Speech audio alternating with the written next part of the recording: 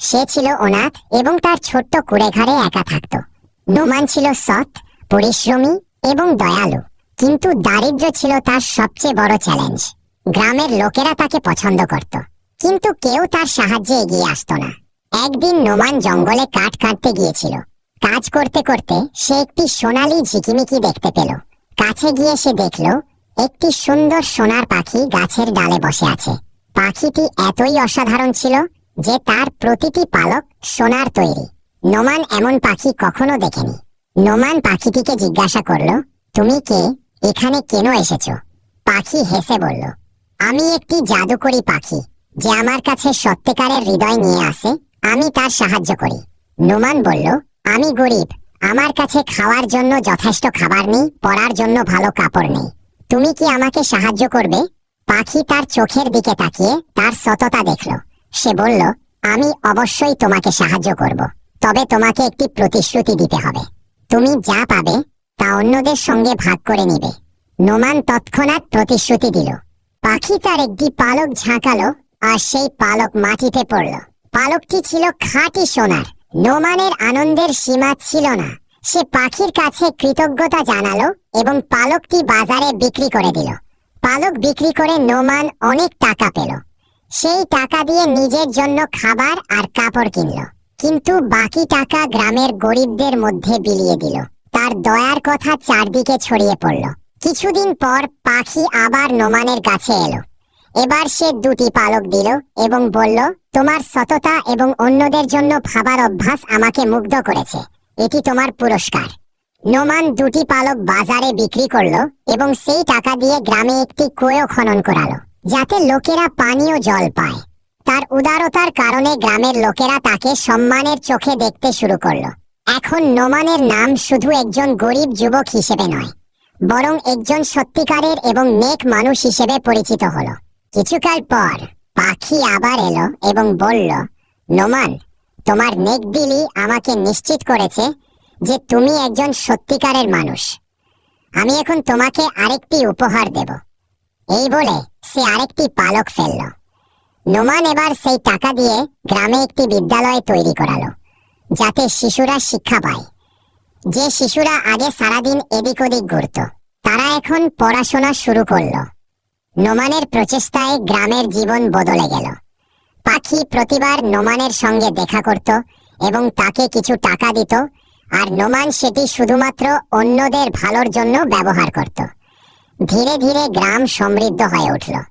একদিন পাখি নোমানকে জিজ্ঞাসা করল, তুমি যে সম্পদ পেয়েছ তা সবসময় অন্যদের জন্যই ব্যয় করেছ, কখনো কি নিজের প্রয়োজনের কথা ভাবনি? নোমান হেসে বলল, অন্যদের সাহায্য করতে আমি সবচেয়ে বেশি আনন্দ পাই। আমার কাছে যদি কিছু থাকে তবে তা অন্যদের কাজে আসুক, এটাই আমার জীবনের উদ্দেশ্য। পাখি নোমানের কথা শুনে তার সামনে একটি ঝকঝকে সোনার ঘন্টা রাখলো এবং বলল, এই ঘন্টাটি তোমার জন্য। যখনই তোমার প্রয়োজন হবে এটি বাজাবে আর তোমার সমস্যার সমাধান পাবে। নোমান ঘন্টাটি যত্ন করে রাখলো, কিন্তু সে বলল যে সে এটি তখনই বাজাবো যখন গ্রাম বা কোনো ব্যক্তির সত্যিই প্রয়োজন হবে। নোমান এবং গ্রামের মানুষের জীবন এখন আগের চেয়ে অনেক সুন্দর হয়ে গিয়েছিল। নোমান গ্রামের সবচেয়ে সম্মানিত ব্যক্তি হয়ে উঠেছিল। তার উদার মন এবং সততার কথা দূর দূরান্তে ছড়িয়ে পড়ল। একদিন নোমান ভাবল, সে পৃথিবীকে আরো কাছ থেকে দেখবে এবং নতুন অভিজ্ঞতা সংগ্রহ করবে। কিছু প্রয়োজনীয় জিনিস নিয়ে সে যাত্রায় বেরিয়ে পড়ল। যাত্রা করতে করতে সে একটি বিশাল রাজ্যে পৌঁছালো। রাজ্যের সৌন্দর্য দেখে নোমান আশা করেছিল যে এখানকার মানুষ সুখী হবে, কিন্তু শহরের বাজার এবং মানুষের জীবনযাত্রা দেখে তার চোখে দুঃখের মেঘ জমল। মানুষ ক্ষুধা এবং দারিদ্র্যে জর্জরিত ছিল। শিশুরা অপুষ্টিতে ভুগছিল, কৃষকরা কাঁদছিল এবং ব্যবসায়ীরা করের বোঝায় চাপা পড়েছিল। নোমান সেখানকার মানুষের সঙ্গে কথা বলে বুঝল যে এই সমস্যার মূল কারণ রাজা। রাজা বৃদ্ধ হয়ে গিয়েছিল, কিন্তু তার স্বভাব ছিল অহংকারী এবং নিষ্ঠুর। সে শুধুমাত্র নিজের ঐশ্বর্যপূর্ণ জীবনের জন্য প্রজাদের কাছ থেকে ভারী কর আদায় করত। প্রজাদের অবস্থার প্রতি তার কোনো মাথা ব্যথা ছিল না। নোমান যখন রাজপ্রাসাদের কাছে পৌঁছালো তখন সে তার ঐশ্বর্য দেখল, উঁচু দেয়াল এবং সোনা রূপায় সজ্জিত দরজা সহ এই প্রাসাদ ভিতরে আরো বেশি ঐশ্বর্যময় ছিল। কিন্তু নোমানের চিন্তা ছিল, এত ধনী রাজ্য হওয়া সত্ত্বেও প্রজারা কেন ক্ষুধার্ত। এই যাত্রায় তার বন্ধু সোনার পাখিও তার সঙ্গে ছিল। পাখি নোমানকে বলল, প্রাসাদের ভিতরে চলো, আমি তোমাকে সব দেখাবো, যা তোমার প্রশ্নের উত্তর দেবে। পাখি তার জাদুকরি পালক দিয়ে নোমানকে প্রাসাদের ভিতরে পৌঁছে দিল। প্রাসাদে নোমানের দেখা হলো রাজকন্যা রোমানার সঙ্গে। সে ছিল রাজার একমাত্র কন্যা। রাজকন্যা রোমানা তার পিতার থেকে সম্পূর্ণ আলাদা ছিল। সে ছিল দয়ালু এবং উদার মনে। রোমানা প্রায়ই গোপনে প্রাসাদের গোপন পথ দিয়ে বাইরে গিয়ে গরিবদের সাহায্য করত, কিন্তু রাজা তাকে কঠোরভাবে প্রজাদের থেকে দূরে থাকতে নির্দেশ দিয়েছিল। নোমান এবং রোমানা যখন দেখা করল, তখন তারা একে অপরের সঙ্গে কথা বলল। নোমান তাকে তার গ্রাম এবং সেখানকার পরিবর্তনের কথা বলল। রোমানা নোমানের গল্প মন দিয়ে শুনল এবং তার থেকে প্রভাবিত হলো। সে নোমানকে বলল, সেও প্রজাদের সাহায্য করতে চায়, কিন্তু তার পিতার নির্দেশের কারণে সে বেশি কিছু করতে পারে না। রোমানার সাহায্যে নোমান প্রাসাদের গোপন জানালা দিয়ে প্রজাদের উপর হওয়া অত্যাচার নিজের চোখে দেখল। রাজার সৈন্যরা গ্রামে গিয়ে জোর করে কর আদায় করত। যদি কোনো গরিব ব্যক্তি কর দিতে অক্ষম হতো, তাকে কঠোর শাস্তি দেওয়া হতো। নারী এবং শিশুদের উপরও কোনো দয়া করা হতো না। ক্ষেতের ফসল জব্দ করা হতো এবং প্রজারা ক্ষুধায় মরতে শুরু করলো। রাজার সমস্ত মনোযোগ ছিল সোনা রূপা এবং তার ক্ষমতা বাড়ানোর দিকে। প্রাসাদে সে বেশ কয়েকটি গোপন কক্ষ তৈরি করেছিল, যেখানে সে তার ধন সম্পদ লুকিয়ে রাখত। কিন্তু তার প্রজাদের অবস্থা ছিল করুণ। সোনার পাখি নোমানকে বলল, এখন তোমাকে এই মানুষদের সাহায্যের জন্য কিছু করতে হবে।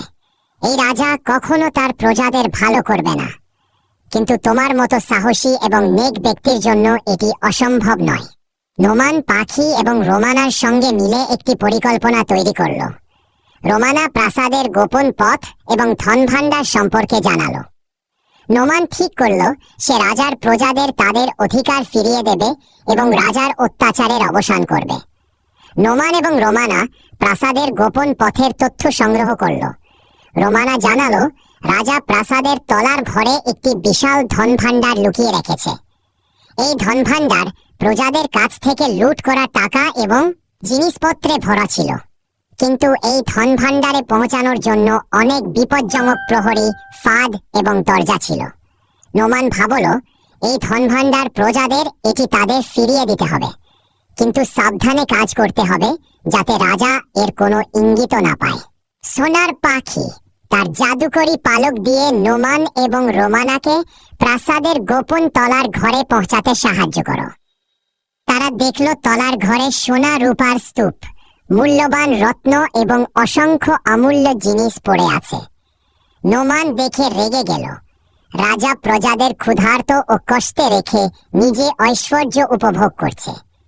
পাখি পরামর্শ দিল, এই ধন ভাণ্ডার ধীরে ধীরে বাইরে নিয়ে যেতে হবে এবং প্রজাদের কাছে পৌঁছে দিতে হবে, কিন্তু রাজাকে এই বিষয়ে কিছু জানতে দেওয়া যাবে না। নোমান এবং রোমানা ধন ভাণ্ডারের কিছু অংশ গোপনে প্রজাদের কাছে পৌঁছানো শুরু করলো। তারা প্রথমে সেই কৃষকদের সাহায্য করলো যাদের জমি নষ্ট হয়ে গিয়েছিল। রোমানা তার দাসীদের মাধ্যমে প্রয়োজনীয়দের কাছে শস্য এবং টাকা পৌঁছে দিল। ধীরে ধীরে প্রজারা বুঝতে পারল যে কেউ তাদের সাহায্য করছে। নোমান গ্রামে গিয়ে মানুষদের সংগঠিত করতে শুরু করলো। সে তাদের শিখিয়ে দিল যে তারা তাদের অধিকারের জন্য লড়াই করুক এবং রাজার অত্যাচারের বিরুদ্ধে দাঁড়াক। ধন ভাণ্ডারে কমতি এবং প্রজাদের মধ্যে ক্রমবর্ধমান সমৃদ্ধি রাজাকে চিন্তায় ফেলল। সে তার সৈন্যদের নির্দেশ দিল তলার ঘর এবং প্রাসাদের প্রতিটি কোণে তল্লাশি নিতে।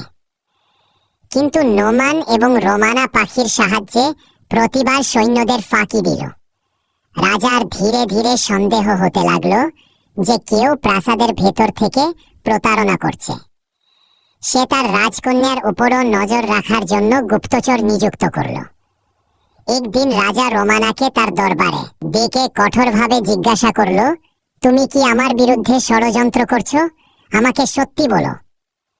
রোমানা সাহসের সঙ্গে উত্তর দিল, বাবা, এই ধন ভাণ্ডার আপনার নয়, এটি প্রজাদের। যদি আপনি প্রজাদের সেবা করতে না পারেন তবে আমাকে বাধা দেওয়ার চেষ্টা করবেন না। রাজা এই কথা শুনে রেগে গেল এবং রোমানাকে প্রাসাদের একটি কক্ষে বন্দী করার নির্দেশ দিল। কিন্তু রোমানা আগেই নোমান এবং পাখির সঙ্গে আরেকটি পরিকল্পনা তৈরি করে রেখেছিল।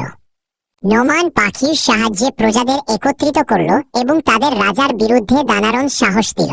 লোকেরা এখন বুঝতে পেরেছিল যে একত্রিত হলে তারা রাজার অত্যাচার বন্ধ করতে পারে। নোমান গ্রামে গ্রামে গিয়ে লোকদের সঙ্গে কথা বলল।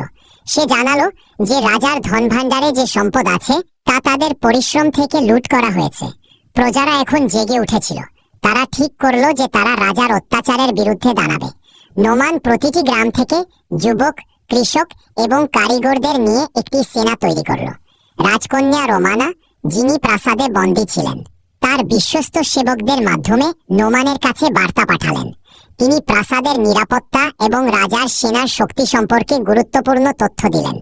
সোনার পাখি তার জাদুকরী শক্তি দিয়ে নোমানকে আরো সাহায্য করল। এক রাতে নোমান রাজার কাছে একটি বার্তা পাঠালো। প্রজারা এখন আর তোমার অত্যাচার সহ করবে না। যদি তুমি তোমার নিষ্ঠুরতা না ছাড়ো এবং ধনভাণ্ডার ফিরিয়ে না দাও তবে আমরা তোমার বিরুদ্ধে দাঁড়াবো। রাজা এই বার্তা পড়ে ক্রোধে ফেটে পড়ল। সে তার সেনাকে প্রস্তুত থাকার নির্দেশ দিল। সেই বিদ্রোহকে পিষে ফেলার জন্য পুরো শক্তি দিয়ে আক্রমণের পরিকল্পনা করতে লাগল। নোমান প্রজাদের যুদ্ধের কলা কৌশল শিখিয়ে দিল।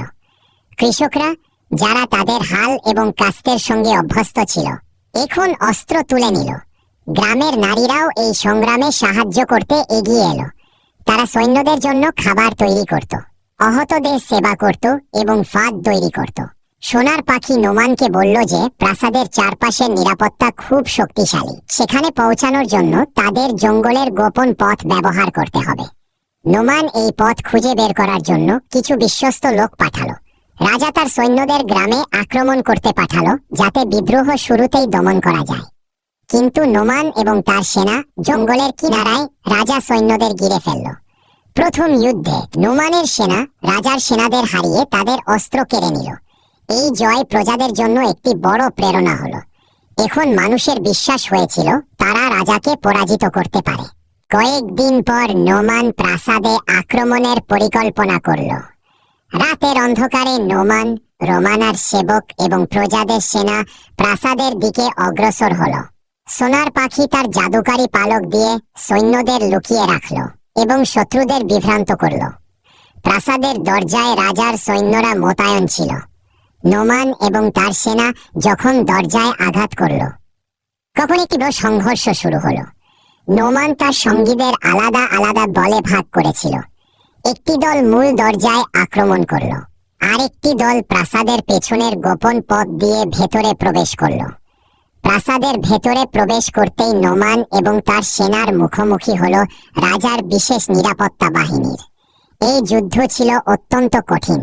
নোমান তার সাহসিকতা এবং নেতৃত্ব দক্ষতা দিয়ে সৈন্যদের মনোবল বজায় রাখল।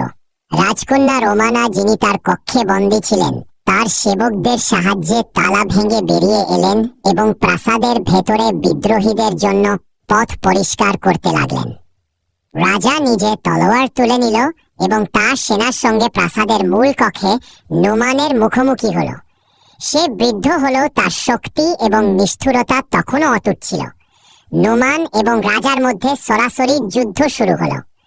এই সংঘর্ষ ছিল প্রজা এবং অত্যাচারের মধ্যে শেষ বাধা।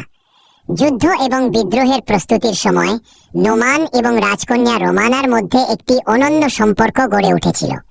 দুজনের উদ্দেশ্য ছিল এক, প্রজাদের রাজার অত্যাচার থেকে মুক্ত করা। রোমানা নোমানের সাহসিকতা, সততা এবং প্রজাদের প্রতি তার নিষ্ঠা দেখে প্রভাবিত হয়েছিলেন, আর নোমান রোমানার দয়া এবং সাহস দেখে তাকে সম্মানের দৃষ্টিতে দেখতে শুরু করেছিল। সোনার পাখি, যে ছিল নোমানের সবচেয়ে কাছের সঙ্গী, তাদের হৃদয়ে উঠে আসা ভাবনাগুলো বুঝতে পেরেছিল।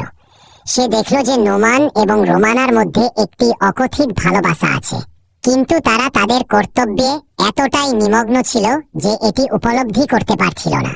এক রাতে যখন নোমান তার পরিকল্পনায় কাজ করছিল এবং রোমানা প্রজাদের জন্য কাপড় এবং খাবার তৈরি করাচ্ছিল, তখন সোনার পাখি তার জাদুকরী শক্তি দিয়ে দুজনকে এক জায়গায় ডেকে আনলো। পাখি তার শক্তি দিয়ে একটি জাদুকরী বন তৈরি করলো যা প্রাসাদ থেকে দূরে ছিল। সেখানে সে নোমান এবং রোমানাকে অজ্ঞান করে নিয়ে এলো। নোমান নিজেকে একটি ঘন জঙ্গলে পেল এবং রোমানাও সেখানে পৌঁছে গেল। রোমানা বিস্ময়ে জিজ্ঞাসা করল, এটা কোথায় আমরা? নোমান পাখির দিকে তাকিয়ে বলল, এটা তোমারই কাজ, তাই না? পাখি হেসে বলল, হ্যাঁ, এটা আমারই কাজ। আমি তোমাদের এখানে ডেকেছি কারণ তোমাদের মধ্যে কিছু একটা বিশেষ আছে যা তোমরা উপেক্ষা করছো। জঙ্গলে একটি ঝকঝকে হ্রদ ছিল, যার তীরে ফুল ফুটেছিল। সেখানে পাখি নোমান এবং রোমানাকে কাছাকাছি বসার ইঙ্গিত দিল। তারপর জাদুকরী শব্দে বলল, তোমাদের দুজনের মিলন কেবল একটি সংযোগ নয়, এটি আমার দ্বারা পরিকল্পিত। তোমাদের হৃদয়ে যে ভাবনা আছে তা চিনে নাও। নোমান রোমানার দিকে তাকালো। সে চিন্তায় পড়ে গেল। সে বলল, আমি একজন গরিব যুবক, আমার জীবন অন্যদের সেবায় কেটেছে।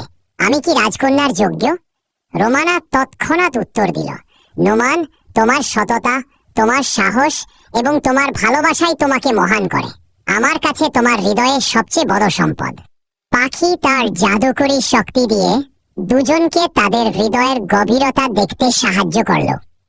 হ্রদের পানিতে তাদের প্রতিচ্ছবি একে অপরের সঙ্গে মিশে